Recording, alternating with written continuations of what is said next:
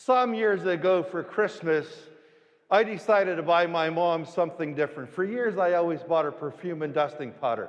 That always seemed so easy. It didn't take me long to buy those items at all.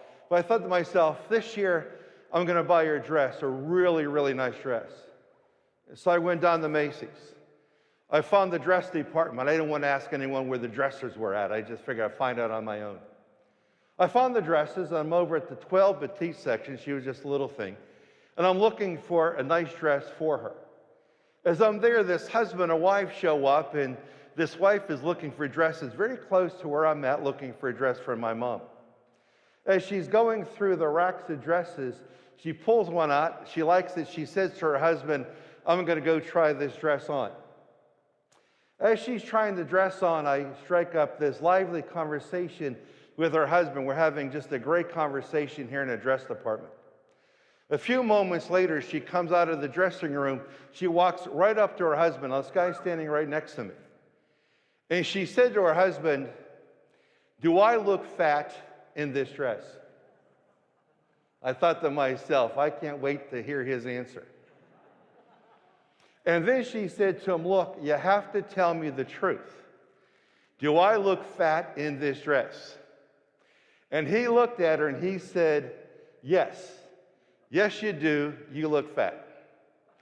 And she turned around in a huff and she went right back to the dressing room. You could tell she was mad. And he said to me, I can't believe it. She's mad. He said, the only reason why I told her the truth is because I love her so much. I want to make sure she looks good and she doesn't get embarrassed when she wears that dress. That's where I told her she looks fat. I only did it because I love her. And I said to him, buddy, that's very admirable. I don't know how many men would have the courage you just took and have. I said, look, when she comes back from the dressing room, tell her that. Give her that explanation. I'm sure she will love you even more when she realizes why you told her that.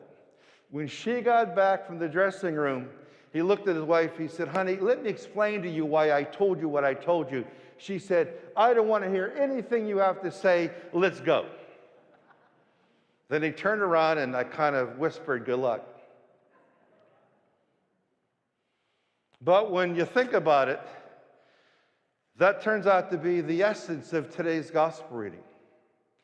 How important it is sometimes to offer explanation or to listen to someone's explanation. You know, when you don't have enough clarity, when there's a lack of understanding, when there's enough conversation, it always leads to confrontation. And that's what happens in today's gospel reading, coming out of the first chapter of John, verses 35 to 42.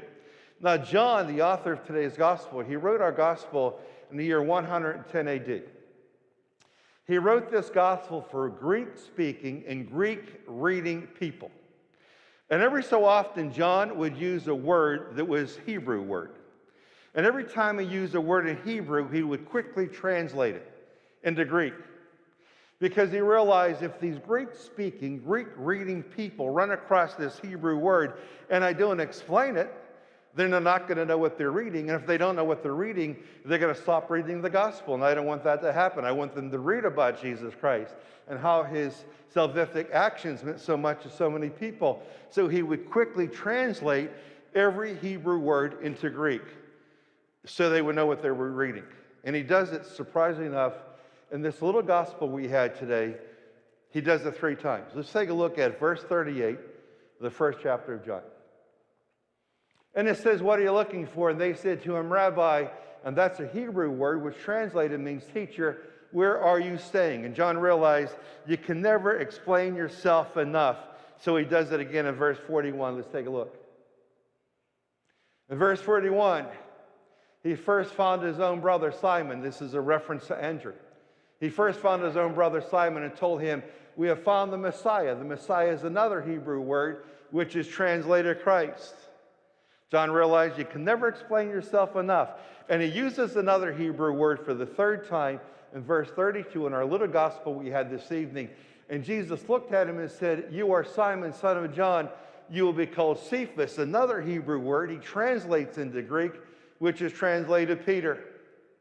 Now, the entire gospel we had tonight is translated in English, but when you see that, he translated the Hebrew words into Greek so these people would know exactly what he was talking about.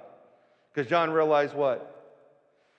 If you lack clarity, you lack understanding, you don't have enough conversation, that leads to confrontation, arguments.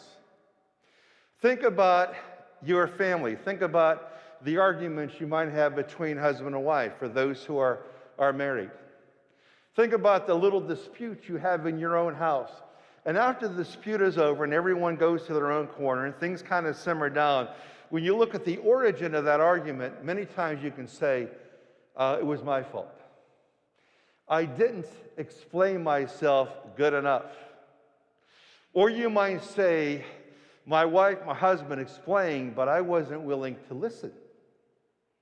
So the explanation either isn't given, or it's given, but the other person doesn't listen to it.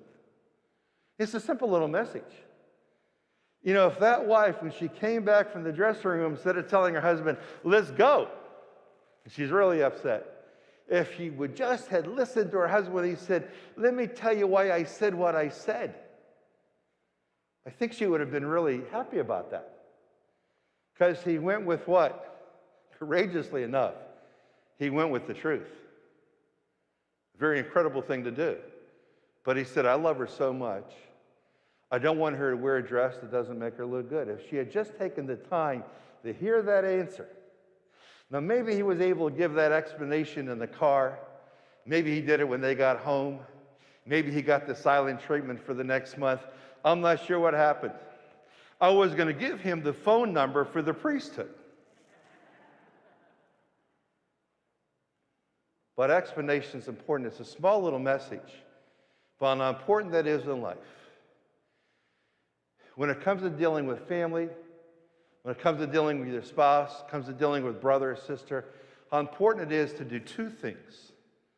Offer explanation, and for the other person to listen to the explanation offered. Because when there's a lack of clarity, lack of understanding, that always leads to confusion, and confusion always leads to confrontation. Be willing to listen, be willing to explain, and that will curtail fights, arguments in your house.